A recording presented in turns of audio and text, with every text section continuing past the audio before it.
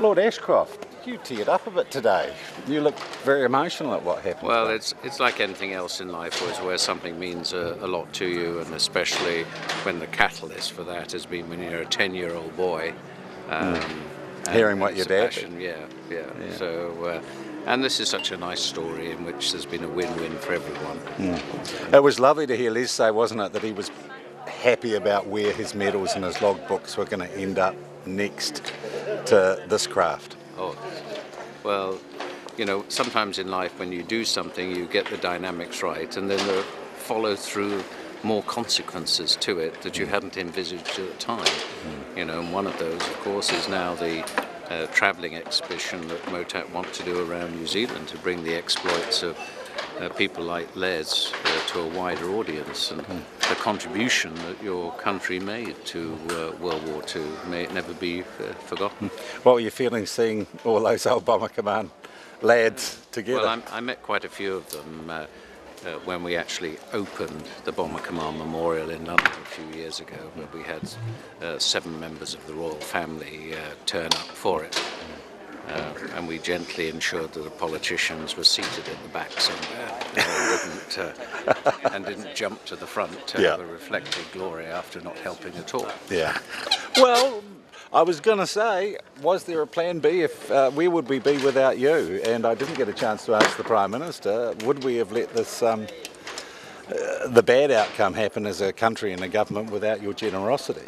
Well, I'd prefer not to linger on that, because that then becomes hypothetical and starts to take away from the win-win that everyone has had today.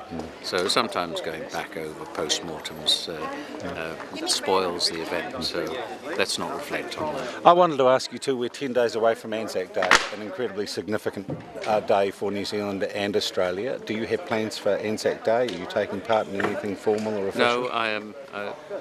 I went to Gallipoli a few years ago and hired one of the best historians to actually show me around.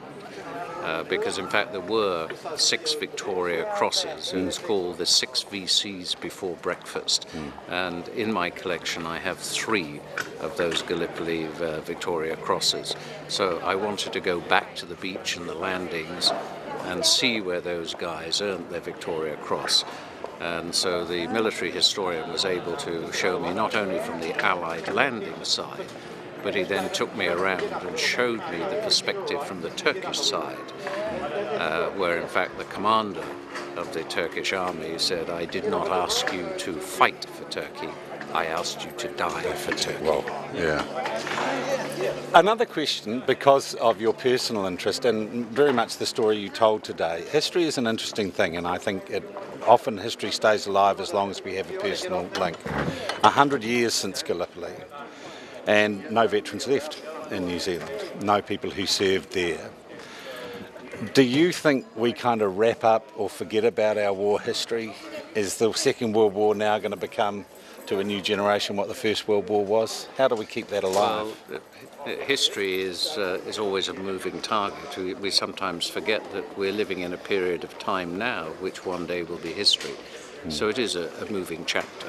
And of course now it's the centenary of World War I.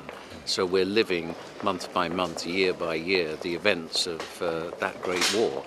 And certainly the same thing will happen once time goes on, and when we get to 2039 to 2045, those centenaries will happen again.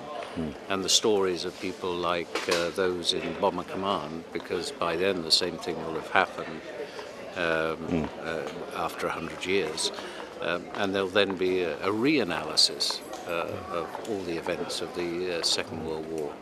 Well, thank you for doing your part for keeping our history alive absolutely and accessible delighted. to us too. Absolutely Lord delighted. Ashcroft. Take care. Thank you.